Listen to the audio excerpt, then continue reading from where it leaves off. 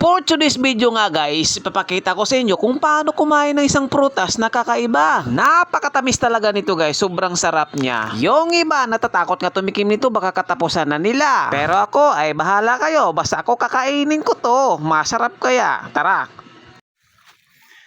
Hello guys, yun, nandito tayo ngayon sa masukal na bakanting lupa o bakanting bahay na hindi na ituloy. Dahil may ipapakita ko sa inyo na isang klaseng variety ng tibig. Alright. So, itong tibig na to guys is nakakain. So, kakaiba rin siya. Ang kulay niya is kulay pula. Pula pag nahinog. Sobrang tamis niya. Sobra.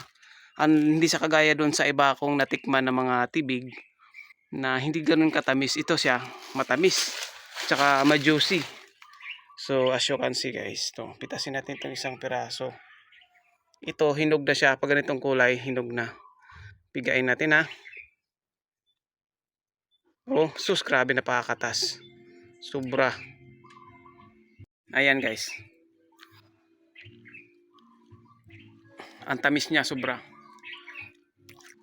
Masarap siya. Ito, kakapitas ko lang galing sa puno. Puno ng, meron pa sa baba. Oh. May mga bunga sa taas. Ayan. Grabe. Katas pa lang, panalo ka na. Pwede mo gawing juice. Itong klaseng itong klaseng variety. Pakita ko sa iyo yung loob. Ayan yung laman niya guys. So kung nakita niyo yung pinakagitna, yan yung mga niya. Yan yung mga bulaklak. Baliktad, di ba? Nasa loob ang mga bulaklak nito. Wala sa labas. Ayan. Minsan yan yung mga pinapasok ng langgam.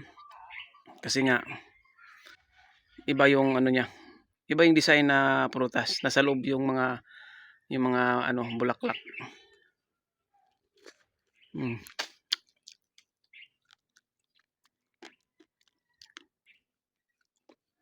Ngayon mangunguha ako para dalhin ko rin sa amin. Papatikin ko sa mga kapitbahay at saka doon sa kapatid ko.